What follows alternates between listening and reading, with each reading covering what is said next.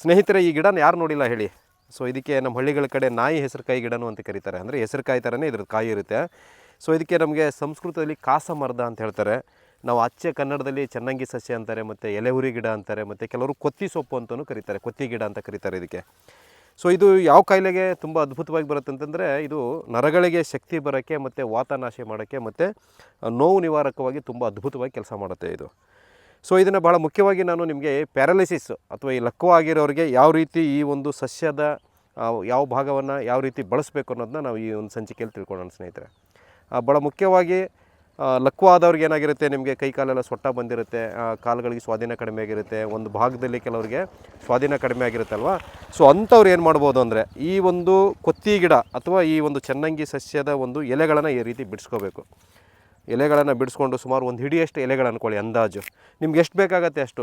ಅದು ಅವ್ರವ್ರ ಶರೀರದಲ್ಲಿ ಎಷ್ಟು ತೀವ್ರತೆ ಇದೆ ಅಥವಾ ಎಷ್ಟು ಜಾಸ್ತಿ ಭಾಗ ಕೊಡ್ತಿದೆ ಅದ್ರ ಮೇಲೆ ಡಿಪೆಂಡು. ಅಂದರೆ ಈ ಥರ ನಾವು ಈ ಎಲೆಗಳನ್ನೆಲ್ಲ ಕ್ಲೀನಾಗಿ ಬಿಡಿಸ್ಕೋಬೇಕು. ಈ ಥರ ಬಿಡಿಸ್ಕೊಂಡು ಏನು ಮಾಡಬೇಕು ಅಂತಂದರೆ, ಈ ನಾಟಿ ಹಸುವಿನ ಬೆಣ್ಣೆ ಅಥವಾ ತುಪ್ಪ, ಬೆಣ್ಣೆ ಆದರೆ ತುಂಬ ಒಳ್ಳೆಯದು. ಸೊ ನಾಟಿ ಹಸುವಿನ ಬೆಣ್ಣೆನ ಮತ್ತು ಇದನ್ನು ಹಾಕಿ ಚೆನ್ನಾಗಿ ಒಂದು ಕಲ್ಲಲ್ಲಿ ಹಾಕಿ ಅರಿಬೇಕು ಇದನ್ನ. ಸೊ ಚೆನ್ನಾಗಿ ಅರ್ದಾಗ ಏನಾಗುತ್ತೆ, ಇದು ಪೇಸ್ಟ್ ಥರ ಆಗುತ್ತೆ. ಅಂದರೆ ತುಪ್ಪ ಬೆಣ್ಣೆಯಲ್ಲಿ ಹಾಕಿ ಅರ್ದಾಗ ಅದು ಒಂಥರ ತುಂಬ ಬೇಗ ಶರೀರದ ಒಳಗಡೆ ಹೋಗುವಂಥ ಒಂದು ಶಕ್ತಿ ಬರುತ್ತೆ ಅದಕ್ಕೆ, ಈ ಔಷಧಿ ಗಿಡದ ಒಂದು ಔಷಧಿಗೆ.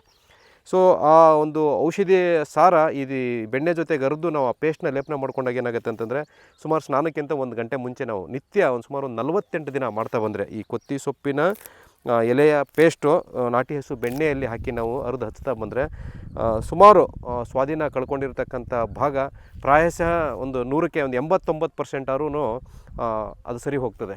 ಸೊ ಇದು ಸುಮಾರು ಜನಕ್ಕೆ ನಾನು ನಮ್ಮ ಹತ್ರ ಚಿಕಿತ್ಸೆಗೆ ಬಂದಾಗ ಅಥವಾ ಕೆಲವು ಮನೆ ಮದ್ದು ಸಲಹೆ ನೀಡಿ ಅಂತ ಕೇಳಿದಾಗ ನಾನು ಇದನ್ನು ಹೇಳಿ ಸಾಕಷ್ಟು ಜನರಿಗೆ ಇದರದ ಒಂದು ಮಾಹಿತಿ ಕೊಟ್ಟು ಅದನ್ನ ಅವ್ರಿಗೆ ಉಪಯೋಗಿಸೋಕೆ ಹೇಳಿದ್ದೀನಿ. ಸುಮಾರು ಜನ ಒಳ್ಳೆ ರಿಸಲ್ಟ್ ಬಂದಿದೆ ಅಂತ ನಮಗೆ ತಿಳಿಸಿದ್ದಾರೆ.